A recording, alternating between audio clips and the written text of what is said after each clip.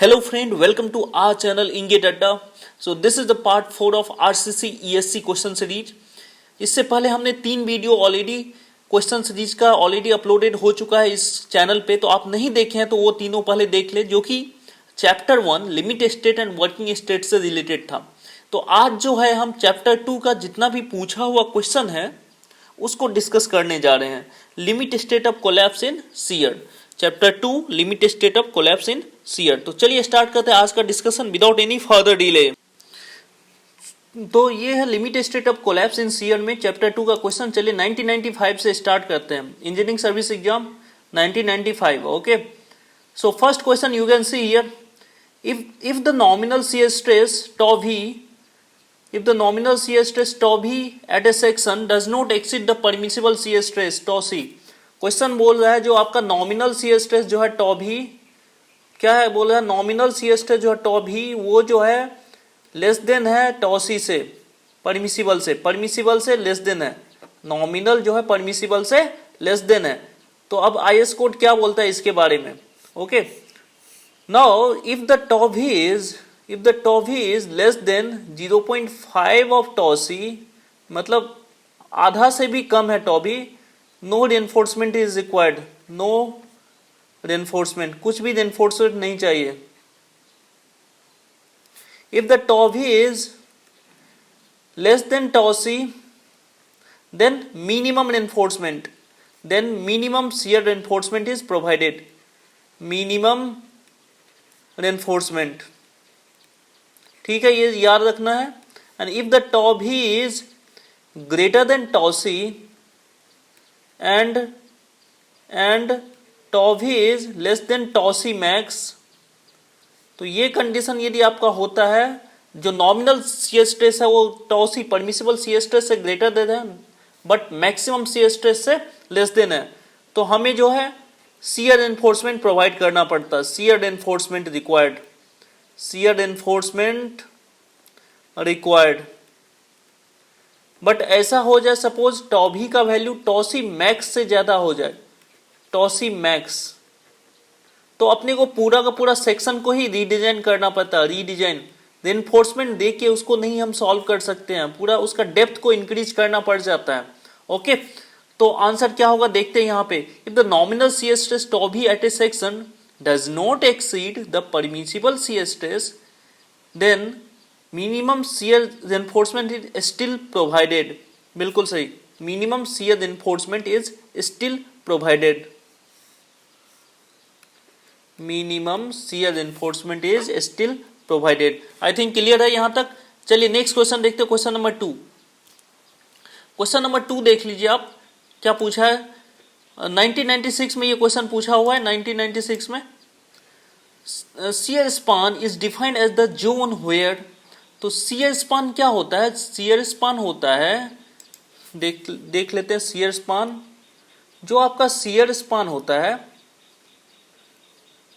जितना लेंथ में shear force का वैल्यू कांस्टेंट हो, लाइक सपोज देखिए ये बीम है, लेट अस से दिस इज ए बीम और इसके ऊपर लोड लगा दिया, ठीक है, तो इसका शियर फोर्स डायग्राम कैसा बनता है, शियर फोर्स डायग्राम आपका ऐसा बनता है, ठीक है।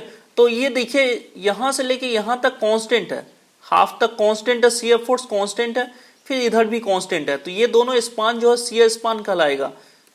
ए से C is the shear span, C to B is the shear span, that means shear force is constant, C is the correct answer. Okay, let's see the next question. See the question number 1997 का question देखिए, ये आपको एक box girder दिया हुआ, a box girder section is subjected to loads as shown in the figure. तो यहाँ पे आप देख सकते हैं लोड कैसे सब्जेक्टेड है बॉक्स गर्डर में। The critical section for shear in A bottom slab will occur at, तो ये जो बॉटम स्लैब है इसमें क्रिटिकल सेक्शन, ये जो बॉटम स्लैब है आपका, ठीक है, this is the bottom slab of box girder. Okay, तो इसमें क्रिटिकल शियर का लोकेशन कहाँ पे होगा, तो इसको सॉल्व कैसे करेंगे। सपोज आप यहां से कट कर लीजिए, मैं सपोज यहां से कट कर रहा हूं, लेट अस सी, ठीक है, अब यदि मैं बॉटम स्लैब को ले रहा हूं, बॉटम स्लैब, तो बॉटम स्लैब ले लिया मैंने, ओके। जब मैंने बॉटम स्लैब लिया है, देखिए, तो इसके ऊपर क्या था, लोड लग रहा है, यहां पे लोडिंग लग रहा था, लोडिंग लग रहा है। अब जहां पे कट किया, इस लोडिंग तो डाउनवर्ड था, तो इसको बैलेंस करने के लिए यहां पे कैसा लगेगा, यहां पे आपको ऐसे लगेगा, अपवार्ड लगेगा, ठीक है। अपवार्ड लगे तो मतलब क्या हुआ, यहां पे टेंशन डेवलप हुआ, टेंशन। तो जब भी टेंशन डेवलप होगा मेंबर में, जब भी टेंशन डेवलप होगा, एंड रिएक्शन, एंड का जो रिएक्शन है वो टेंशन होगा, तो क्रिटिकल सेक्शन फॉर शियर कहां पे होगा, वो जस्ट फेस पे होगा। फिर if it will be the tension, then critical section for shear will be at this face, ठीक है, यहां पे फेस पे, the face of the wall. So D is the correct answer. समझ पा रहे चीजों को, D is the correct answer. चलिए नेक्स्ट क्वेश्चन देखते हैं, क्वेश्चन नंबर 4 क्या है। क्वेश्चन नंबर 4 1998 में पूछा हुआ क्वेश्चन है। इन a reinforced concrete retaining wall a shear के इज प्रोवाइडेड। तो रिइंफोर्स्ड कंक्रीट रिटेनिंग वॉल में शियर की के बारे में पूछा, प्रोवाइडेड इफ द, तो शियर की क्यों प्रोवाइड करते हैं, तो शियर की पहले क्या होता है वो पहले आप जान ले, शियर की का मीनिंग क्या होता है। तो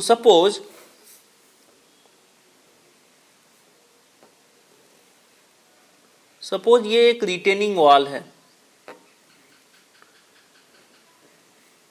ठीक है, रिटेनिंग वॉल है ये, ओके।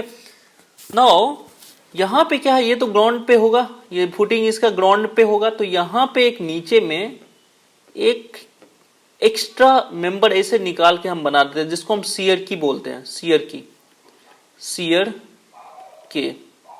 इसका पर्पस क्या होता है, सपोज ये जो रिटेनिंग वाला है वो कहीं स्लाइड करने का ट्राई करे, सपोज यहां से पूरा का पूरा अर्थ रिटेन कर रहा है, अर्थ रिटेन कर रहा है, तो ये इस डायरेक्शन में स्लाइड करने का ट्राई करे बॉटम से, बट ये रिटेनिंग वाल, ये जो शियर के है इसको स्लाइड करने नहीं देगा, ओके। तो क्या होगा आंसर, देखिए, retaining wall is not safe against the sliding. जब ये स्लाइडिंग में सेफ नहीं होगा तब हमें इसको शियर के प्रोवाइड करना पड़ता है। समझ पा रही चीजों को, जिससे कि वो स्लाइड नहीं हो पाए। चलिए नेक्स्ट क्वेश्चन देखते हैं, क्वेश्चन नंबर 5। क्वेश्चन नंबर 5 क्या, the safe shear resistance of an anchor connector is given by. Anchor connector का सेफ शियर रेजिस्टेंस कितना होगा, वेयर के is the coefficient and other symbols have the usual meaning. तो इस question के लिए कोई कॉन्सेप्ट का जरूरत नहीं है, अब शियर फोर्स निकालना है। शियर फोर्स इक्वल टू क्या होगा, कुछ तो परमिसिबल स्ट्रेस होगा एंड एरिया होगा, स्ट्रेस इंटू एरिया ही तो फोर्स होता है, इसको के से मल्टीप्लाई कर लीजिए, ओके। तो आंसर क्या हो जाएगा, यहां पे देख सकते हैं ये होगा आंसर। अब सी, ये सब आंसर क्यों नहीं होगा, क्योंकि सपोज आप बी देखें तो ऐसा है के एफ परमिसिबल स्ट्रेस का होल स्क्वायर इंटू 80। अब स्ट्रेस का होल स्क्वायर है, स्ट्रेस का होल स्क्वायर को एरिया से मल्टीप्लाई करेंगे तो कभी वो फोर्स बनेगा क्या, नहीं बनेगा। स्ट्रेस होता है न्यूटन पर मीटर स्क्वायर का होल स्क्वायर कर दिया, उसको मीटर स्क्वायर से मल्टीप्लाई करेंगे, ये न्यूटन थोड़ी मिलेगा कभी आपको। तो यूनिट से यहाँ पे सारे ऑप्शन को देख के एलिमिनेट कर सकते, तो आंसर क्या हो जाएगा ए। वैसे भी permissible stress into area, fine. चलिए नेक्स्ट क्वेश्चन देखते हैं, question number 6। Question number 6 is, while checking the shear resistance of a reinforced concrete beam for limit state of collapse, shear resistance हम चेक कर रहे हैं reinforced concrete RCC के लिए in limit state of collapse as per IS 456, which one of the following nominal shear stress recommended is to be adhered to। So nominal shear stress निकालने के लिए क्या दिया हुआ है IS 456, टॉ भी equal to VU divided by B into D, okay. So VU क्या होता है आपका, factored shear force, VU is the shear force at a vertical cross section B and D are overall breadth and effective depth of the beam, okay. तो ये जो IS code recommend करता है TU nominal shear stress equal to VU divided by BD, याद रखना ये simple, so D is the correct answer. Okay, clear है। चलिए नेक्स्ट क्वेश्चन देखते हैं, question number 7। Question number 7 assertion and reason based question है।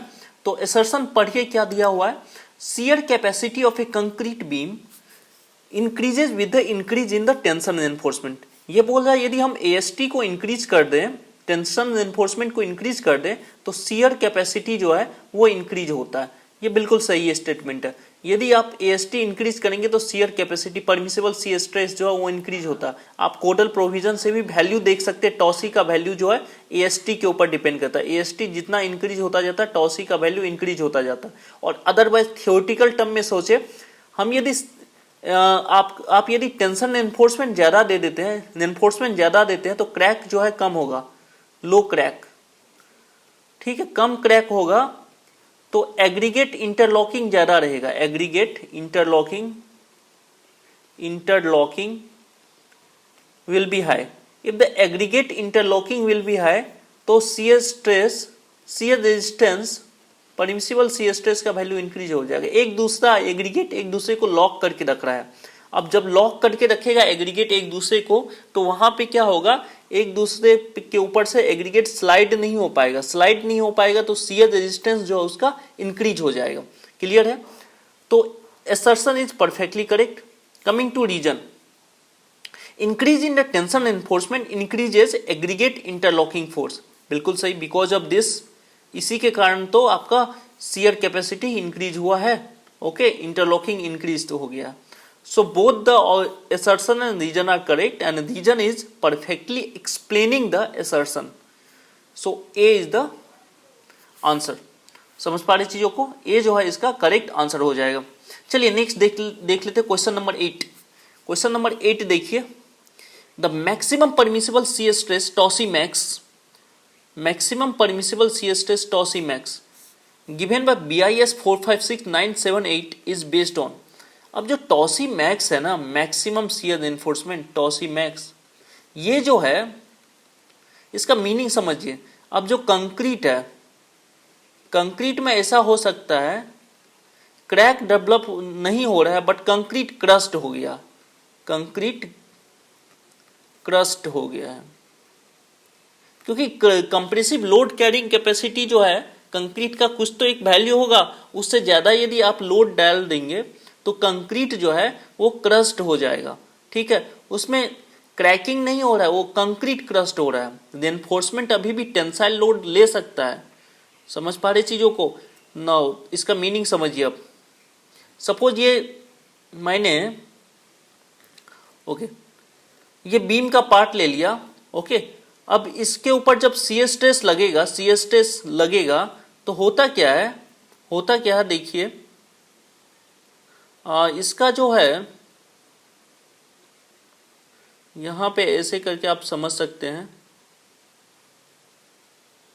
यहां पे डायगनली जो है, दोनों डायगनली, इधर इन दोनों डायगनल में टेंशन लगता है और इन दोनों डायरेक्शन में कंप्रेशन लगता है। अब जो टेंशन के कारण जो क्रैकिंग होने का चांसेस रहता है, टेंशन के कारण, बिकॉज ऑफ द टेंशन जो क्रैकिंग होने का चांसेस रहता है, वो तो शियर एनफोर्समेंट अवॉइड कर देता है। बट जो कंप्रेशन हो रहा है, कंप्रेशन जो आ रहा है, कंप्रेशन के कारण क्या होगा, ये कंक्रीट जो है ये क्रस्ट हो जाएगा। ठीक है, तो हमें टॉसी मैक्स जो है ये क्रशिंग ऑफ द कंक्रीट को लेके दिया गया है क्राइटेरिया। फाइन, तो आंसर क्या हो जाएगा, diagonal compression failure, flexural tension failure, flexural compression failure and diagonal tension failure. तो आंसर जो होगा इसका बी, डायगोनल कंप्रेशन फेल्योर। तो कंप्रेशन में फेल होने के क्राइटेरिया को लेके टॉसी मैक्स दिया जाता है। क्लियर है चीजें। चलिए नेक्स्ट क्वेश्चन देखते हैं, क्वेश्चन नंबर 9। क्वेश्चन नंबर 9 देखते हैं क्या है। Question number 9, you can see here the chances of diagonal tension crack in RCC member reduces. तो डायगोनल टेंशन क्रैक के बारे में अभी तो मैं आपको थ्योरी समझाया था क्या होता है डायगोनल टेंशन क्रैक के बारे में। दोबारा एक बार मैं बता देता हूं। जो हम सपोज ये बीम का मेंबर है, बीम है, ठीक है, और ये मैं सपोर्ट से ये एलिमेंट लिया हूं, और यहां पे होता क्या है, जब शियर लगता, प्योर शियर का केस होता, जब सपोर्ट है, ये देखिए यहां पे सपोर्ट, यहां से हमने एलिमेंट देख रहे, यहां से ओके, सपोर्ट पे ओनली शियर फोर्स जो है डोमिनेंट होता है, ठीक है। तो जब प्योर शियर केस होता है तो दो डायगोनल में लेटस से इन ऐसे टेंसाइल लगता है और इधर से ऐसे कंप्रेसिव लग रहा है। अब होगा क्या, जब जो टेंसाइल है वो तो क्या करेगा, ऐसे क्रैक डेवलप करने का ट्राई करेगा, ठीक है, दोनों ओर से इसको खींच रहा है तो क्रैक ही डेवलप होगा, ठीक है। अब बोल रहा है the chances of diagonal tension crack, इसी को डायगोनल टेंशन क्रैक बोला जाता है, इन आरसीसी मेंबर रिड्यूसेस, ये वैल्यू रिड्यूस होगा कब। अब देखिए इस मेंबर को मैं यदि इधर से और इधर से ऐसे कंप्रेसिव फोर्स लगा दूं, एक कंप्रेसिव फोर्स लगा दूं, एक्सियल कंप्रेशन, तो ये क्रैक होने का चांसेस कम हो जाएगा, दोनों ओर से कंप्रेस करेगा तो ये क्रैक नहीं हो पाएगा, ठीक है। तो वही है इसका answer, axial compression and shear force act simultaneously. जब आपका एक्सियल कंप्रेशन और शियर फोर्स दोनों एक साथ एक्ट करेगा तो एक्सियल कंप्रेशन जो है उसको रेजिस्ट करेगा। समझ पा रही चीजों को। The chances of diagonal tension crack in the RCC member reduce होगा, फाइन, जब आपका एक्सियल कंप्रेशन आएगा तो। समझ पा रही चीजों को। चलिए नेक्स्ट देखते क्वेश्चन नंबर 10। क्वेश्चन नंबर 10 क्या बोलता है, let us see. Okay, question number 10 you can see here, ये इंजीनियरिंग सर्विस 2002 में पूछा हुआ क्वेश्चन है। क्या बोलता है, the codal provision recommend minimum shear enforcement. तो मिनिमम शियर एनफोर्समेंट के बारे में अभी हम इससे पहले भी देखे, minimum shear enforcement in the form of stirrups in the beam, ठीक है। जो मिनिमम शियर एनफोर्समेंट डालते हैं in the form of stirrups in a beam, उसका पर्पस क्या होता है मिनिमम शियर एनफोर्समेंट का, to cater for any torsion in the beam section. तो टॉर्सन लेने का कोई उसका पर्पस नहीं होता, टॉर्सन को रेजिस्ट करने का। तो one is a wrong, to improve the ductility of the cross section, this is correct. तो मिनिमम शियर एनफोर्समेंट यदि प्रोवाइड कर रहे हैं तो कोई भी उसमें क्रैकिंग वगैरह होने से रोकता है। अब क्रैकिंग वगैरह होने से रोकता है, इसका मतलब जो उसको डक्टाइल नेचर प्रोवाइड करता है, okay. Third, to improve the dowel action of longitudinal bar. अब यदि कंक्रीट क्रैक नहीं होगा, कंक्रीट क्रैक नहीं होगा तो ऐसा है जो उसमें टेंशन एनफोर्समेंट जो है उसका बॉन्डिंग ज्यादा रहेगा, टेंशन एनफोर्समेंट जो उसका बॉन्डिंग कंक्रीट के साथ ज्यादा रहेगा, तो डॉबल एक्शन उसी को बोला जाता है, डॉबल एक्शन इंक्रीज रहेगा, ठीक है। तो 2 and 3 is correct, so answer will be B. Answer क्या होगा इसका, B is the correct answer, fine. चलिए नेक्स्ट क्वेश्चन देखते हैं। See the question number 11। ये क्वेश्चन आपका इंजीनियरिंग सर्विस एग्जाम 2003 में पूछा हुआ है, तो थोड़ा सा कैलकुलेशन है इसलिए मैं इसको अलग से लेके बता रहा हूँ आपको। तो चलिए क्वेश्चन देखते हैं क्या दिया हुआ। Reinforced concrete beam of 10 metre effective span. तो लेंथ ऑफ द बीम कितना है, 10 मीटर है, मतलब लेंथ ऑफ द बीम जो है वो है आपका 10 metre, fine. And 1 metre effective depth, तो इफेक्टिव डेप्थ जो है इसका कितना है, 1 मीटर है, ठीक है। Is supported on A column 500 millimetre into 500 millimetre. तो ये एक कॉलम है, ये आपका कॉलम है जिसके ऊपर ये बीम जो है ऊपर से सपोर्टेड है, कॉलम जिसका कितना 500 into 500। If the total uniformly distributed load on the beam is 10 mega newton पर मीटर। तो ये जो यूडीएल लग रहा है कितना का लग रहा है, 10 मेगा न्यूटन पर metre, okay. The design shear force of the beam is, design shear force कितना होगा, कितना शियर फोर्स के लिए हम डिजाइन करेंगे, डेट मीन्स अपने से VU का वैल्यू पूछ रहा है, VU का वैल्यू, ठीक है। नो, तो फर्स्ट ऑफ ऑल जब यूडीएल लग रहा है तो इसका सपोर्ट पे रिएक्शन कितना आएगा, तो रिएक्शन अपने को पता है, जो सिंपली सपोर्टेड बीम है, सिंपली सपोर्टेड बीम है, ठीक है, यूडीएल लग रहा है तो रिएक्शन कितना आता है, WL/2, ठीक है, WL/2 आता है। तो मैं WL/2 लिखा, W का वैल्यू कितना 10 मेगा न्यूटन पर मीटर, L का वैल्यू कितना 10 मीटर डिवाइडेड बाय 2, तो कितना आ जाएगा 50 mega Newton, okay. Now critical section जो होता है सिंपली सपोर्टेड बीम के लिए, critical section for shear, critical section for shear, यहां पे क्रिटिकल सेक्शन जो शियर के लिए आ जाएगा आपका, वो फेस ऑफ द कॉलम से कितना distance, D distance, effective depth, face of the column से कितना डिस्टेंस, D डिस्टेंस, और D का वैल्यू कितना आपका 1 मीटर, ओके। D का वैल्यू कितना है 1 मीटर, फाइन। तो ये हो गया आपका क्रिटिकल सेक्शन फॉर शियर, यहाँ पे अपने को शियर फोर्स निकालना है इस सेक्शन पे, ओके। अब सेंटर से ये डिस्टेंस देखे तो कितना होगा, सेंटर से distance, centre of the support से, तो ये एक्स्ट्रा कितना है यहाँ पे, यह 0.25 और 250 मिलीमीटर, ओके, सेंटर से डिस्टेंस देखेंगे तो कितना हो जाएगा 1.25। ओके, तो यहां से हम बोल सकते हैं ये डिस्टेंस क्रिटिकल सेक्शन का कितना हो गया 1.25 मीटर। फाइन, तो यहां पे अपने को शियर फोर्स निकालना है, तो shear force eight critical section, shear force eight critical section, ठीक है। तो एक यहां तक पहुंचने के लिए पहले तो एक तो ऊपर ये रिएक्शन है, रिएक्शन ले लो आप 50 माइनस, उसके बाद जो अब यूडीएल नीचे की ओर लग रहा, तो यूडीएल का पूरा लोड ले लेते हैं, ठीक है। यूडीएल कितना का था 10 इंटू ये डिस्टेंस कितना है 1.25, ठीक है। इसको यदि आप सॉल्व करोगे तो वैल्यू जो आएगा आपका 37.5 मेगा न्यूटन। तो ये हो गया अपना shear force at the critical section, और इसी के लिए अपने को डिजाइन करना होता है, इसी के लिए अपने को डिजाइन करना होता है। तो आंसर क्या हो जाएगा, answer will be C, C is the correct answer here. चलिए नेक्स्ट क्वेश्चन देखते हैं, question number 12। See the question number 12, ये आपका 2004 में इंजीनियरिंग सर्विस एग्जाम में पूछा हुआ क्वेश्चन है। Now see the assertion and reason based question है, ये assertion and reason based question है आपका। असर्शन क्या बोलता है, minimum shear enforcement, minimum shear enforcement as a stirrups must be provided in a beam. तो मैं ऑलरेडी बता चुका मिनिमम शियर एनफोर्समेंट, ठीक है। तो minimum shear enforcement as a stirrups must be provided in a beam even if the shear stress tau v is less than the shear strength। तो ये already मैं बता चुका हूँ, जो tau v का वैल्यू है लेस देन tau c है but greater than 0.5 tau c है, तो हमें मिनिमम शियर एनफोर्समेंट प्रोवाइड करना पड़ता है, कोडल प्रोविजन है, मिनिमम शियर एनफोर्समेंट देना पड़ता है, ठीक है। Minimum shear enforcement need to provide, fine. तो यहां पे ये स्टेटमेंट परफेक्टली करेक्ट है, assertion is correct. Coming to reason, the bending of a beam creates a tendency in a particles to slide upon each other within the beam, the tendency is called shear.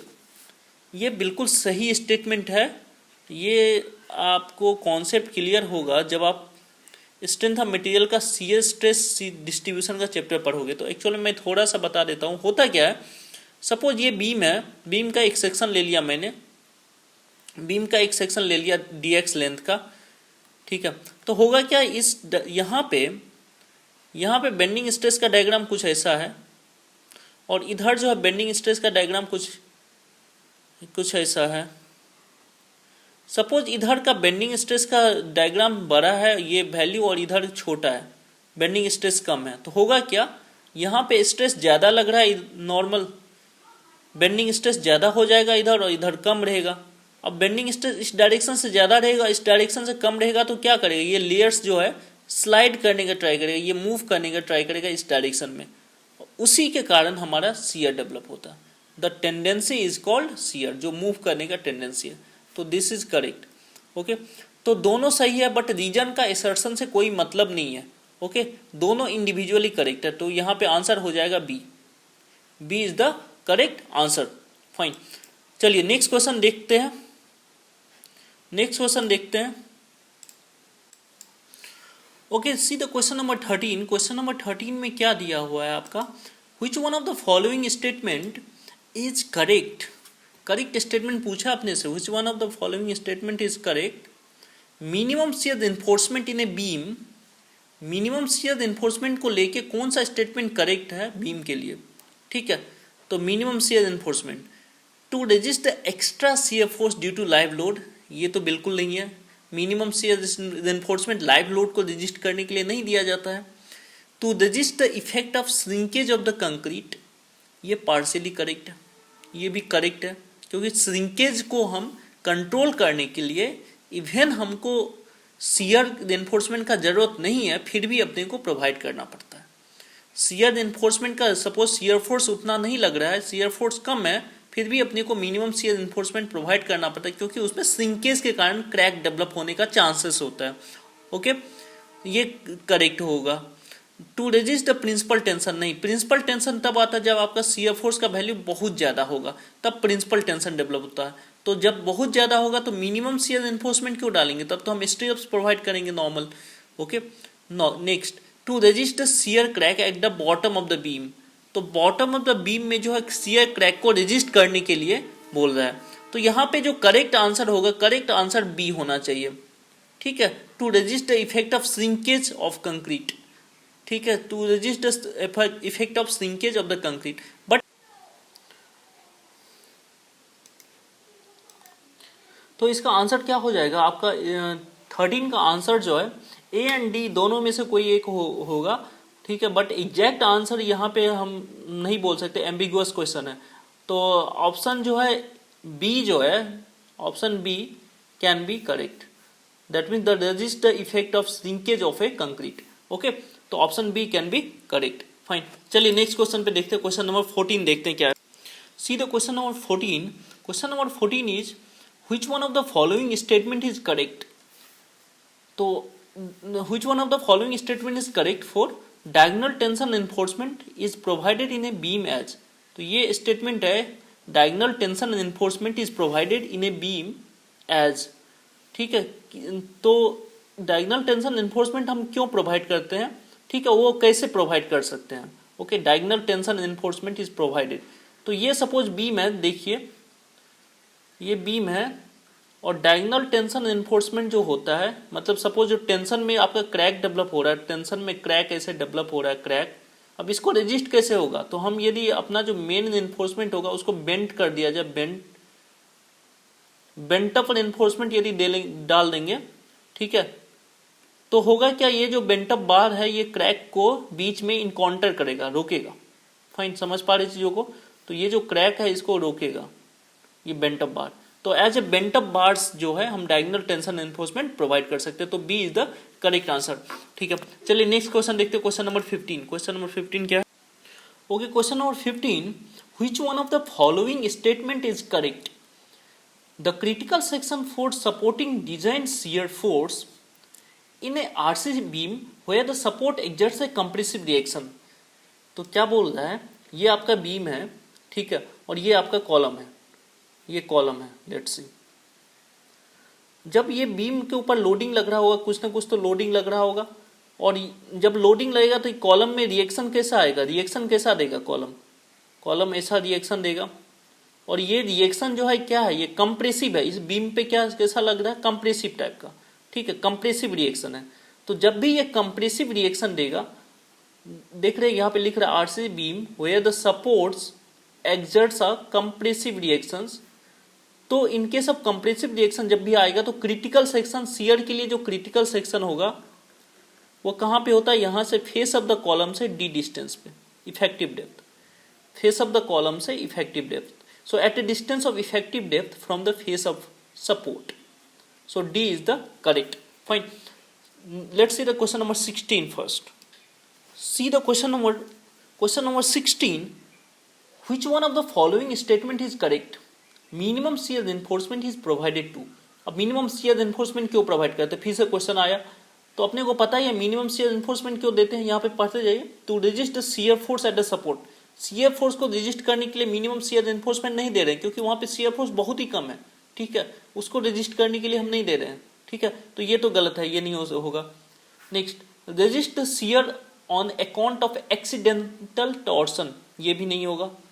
Arrest the longitudinal crack on the side face due to shrinkage and temperature variation, अब shrinkage and temperature में यदि vary होता है तो face पे जो है crack develop होता है, और उस क्रैक को रेजिस्ट करने के लिए मिनिमम शियर एनफोर्समेंट जो है उसको रेजिस्ट कर पाता है, ठीक है, तो C is the correct answer, fine.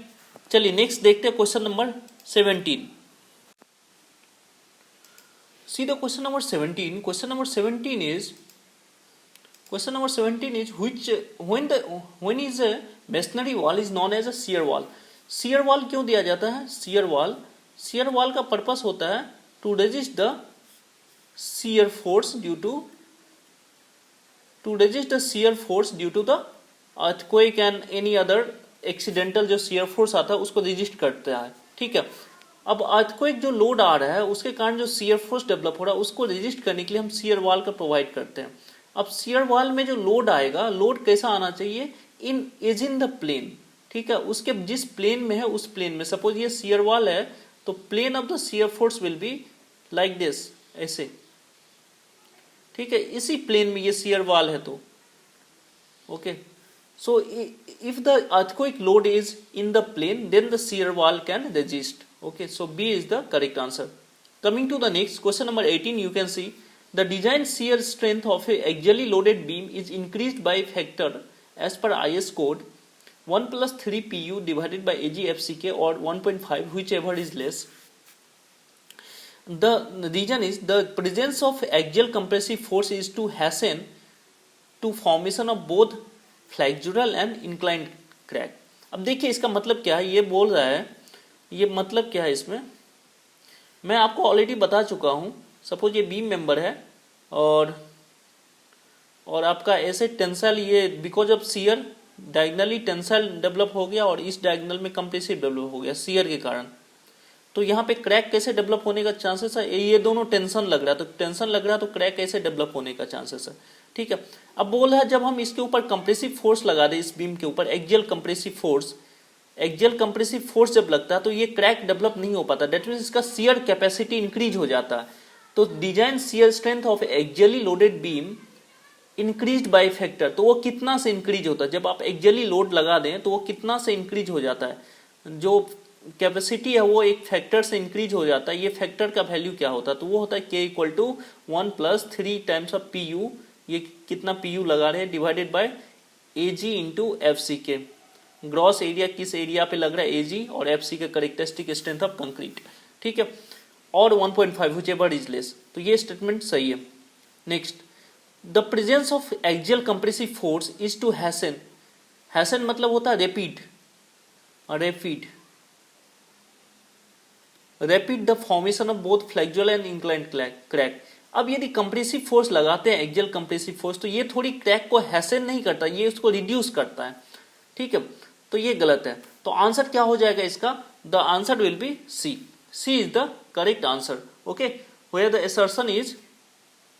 assertion is correct and reason is wrong.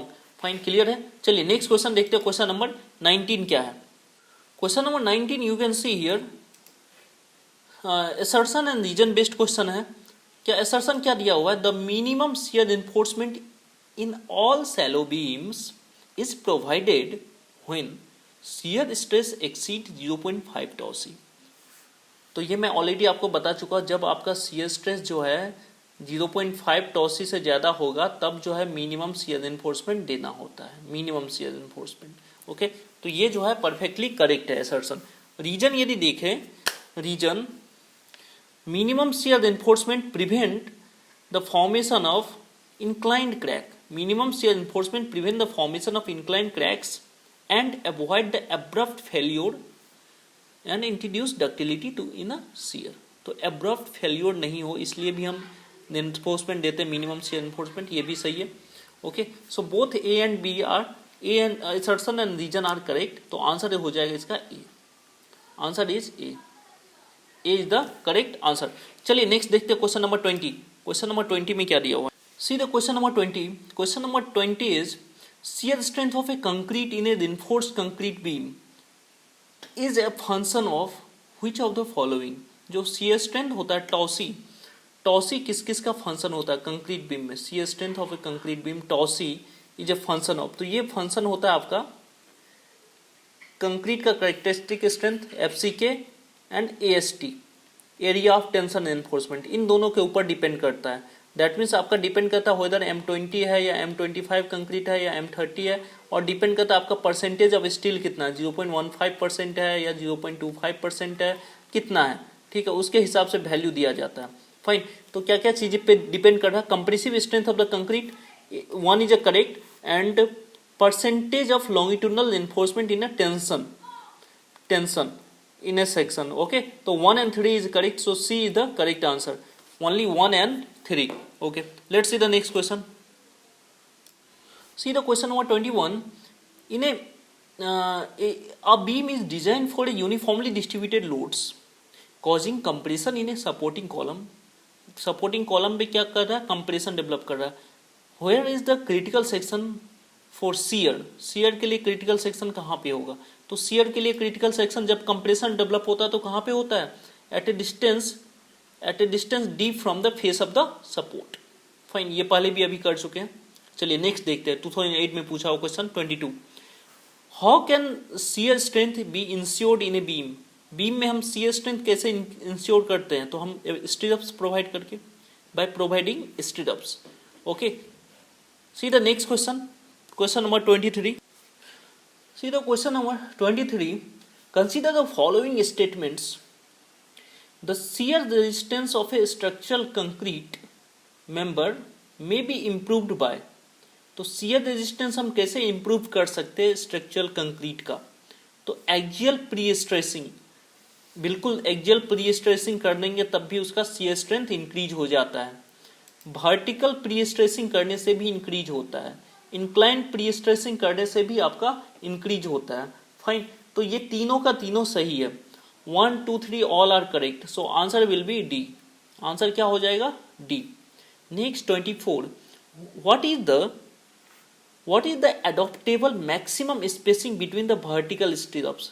Maximum spacing vertical स्टीरअप्स का कितना होता है? वर्टिकल स्टीरअप्स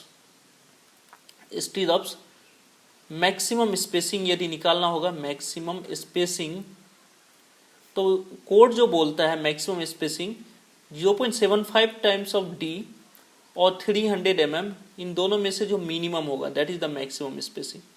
तो ये हो गया 0.75 इंटू डी का वैल्यू आपको 300 दिया हुआ, दैट इज 225, एंड ये तो 300, तो दोनों में से मिनिमम कितना है? 225। 225 will be the answer, so D is the answer. 24 का डी हो जाएगा आपका आंसर। चलिए नेक्स्ट क्वेश्चन देखते हैं। See the question number 25, the RC slab supported on all the edges. ये एक रेनफोर्स्ड कंक्रीट स्लैब है और चारों एज से सपोर्टेड है, ठीक है। Subjected to the UDL of 12 kilonewton पर metre square, the maximum shear force per unit length along the edge BC, along the edge BC, BC के अलोंग, एज के अलोंग पूछा आपने से मैक्सिमम शियर स्ट्रेस, ठीक है, मैक्सिमम शियर फोर्स। फर्स्ट यहाँ पे लोड कितना दिया हुआ आपको? लोड जो लग रहा है यूडीएल वो लग रहा है 12 किलोन्यूटन पर मीटर स्क्वायर। ओके, यहाँ पे शॉर्टर लेंथ कितना है? 4 मीटर, लॉन्गर लेंथ क्या है? 5 मीटर, ठीक है। तो इन दोनों का रेशियो यदि लेंगे Ly/Lx, जिसको हम R बोलते हैं, तो वो कितना आ जाएगा? 5/4, that is 1.25, which is less than 2, that means it's a long slab. It's a two-way slab. It's a two-way slab because it's a less than 2. Okay, so in case of two-way slab, shear force along the short edge equal to 1/3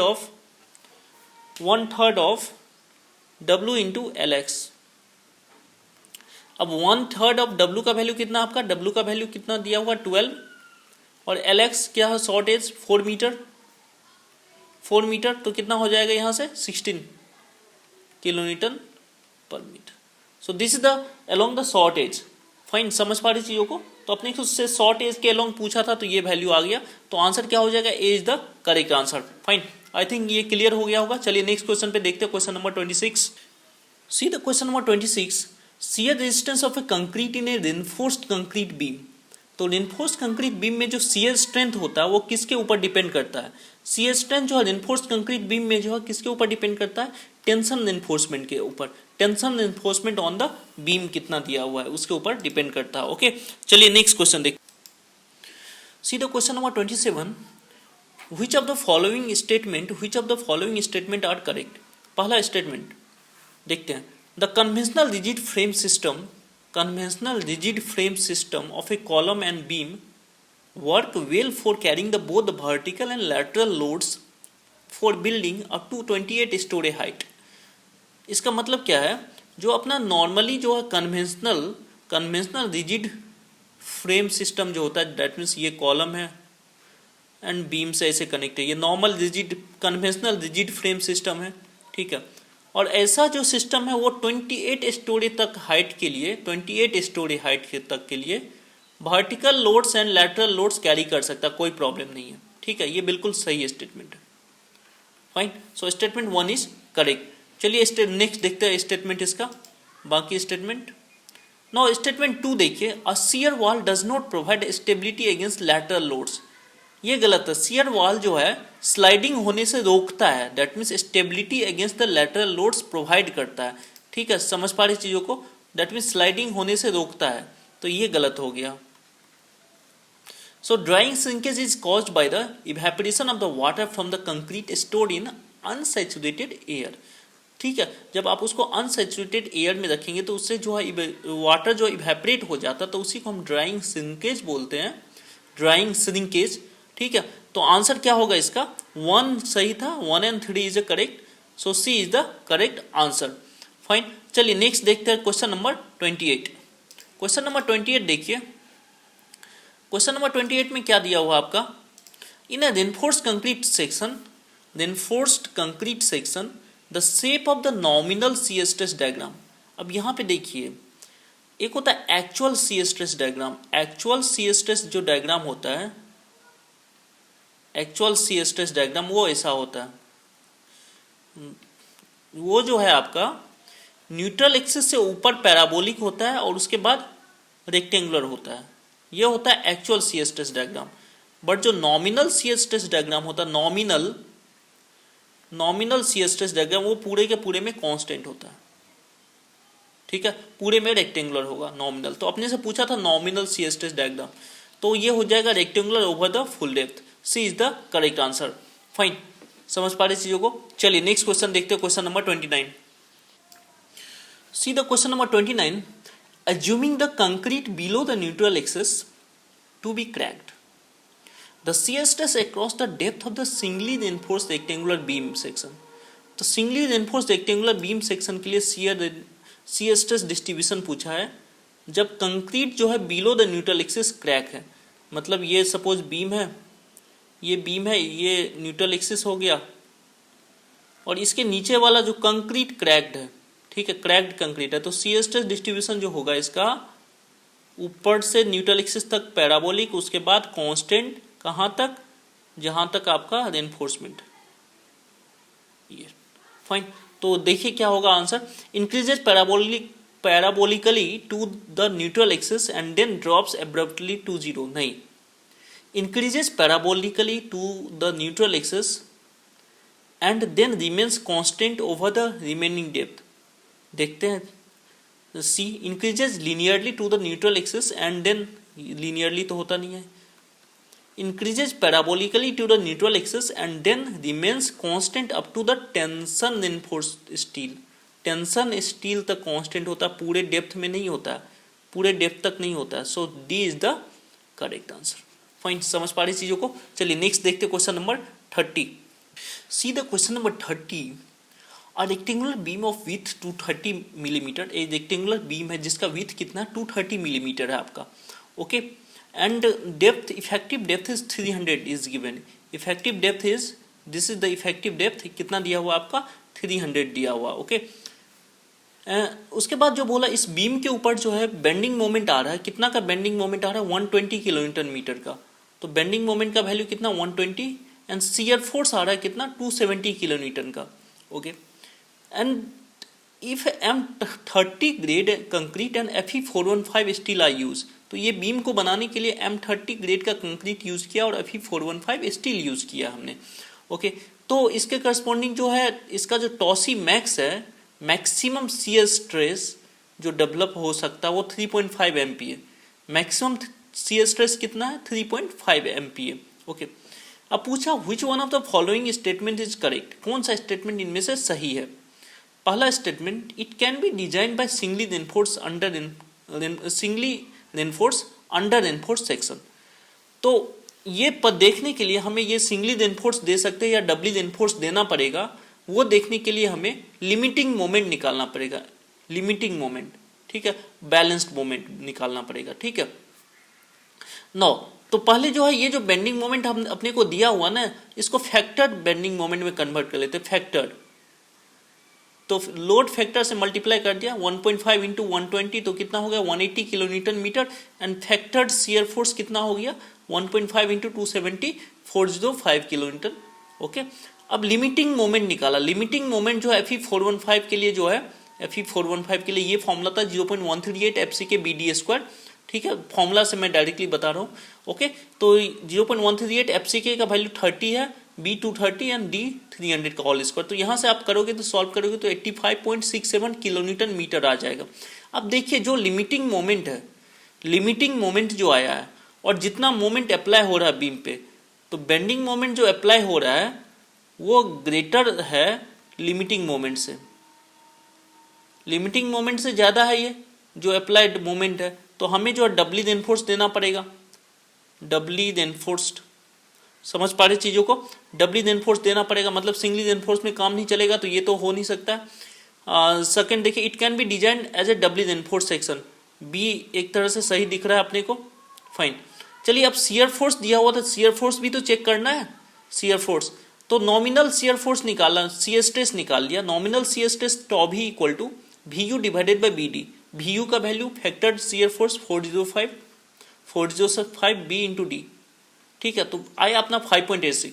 तो nominal shear stress जो आया 5.86 वो higher है टॉसी max से, मतलब structure को हमें redesign करना पड़ेगा, ये फेल हो रहा है, ठीक है, nominal shear stress is greater than tau c max, तो ये फेल हो रहा है, समझ पा रही चीजों को। तो देखिए the section is unsafe from shear consideration, ये भी सही है, दोनों सही है। अब दोनों में ये दोनों कंबाइन करके यहाँ पे है, it can be design as a doubly reinforced section but it is unsafe from shear consideration, so D is the correct answer. समझ पा रही चीजों को। चलिए नेक्स्ट देखते हैं क्वेश्चन नंबर 31।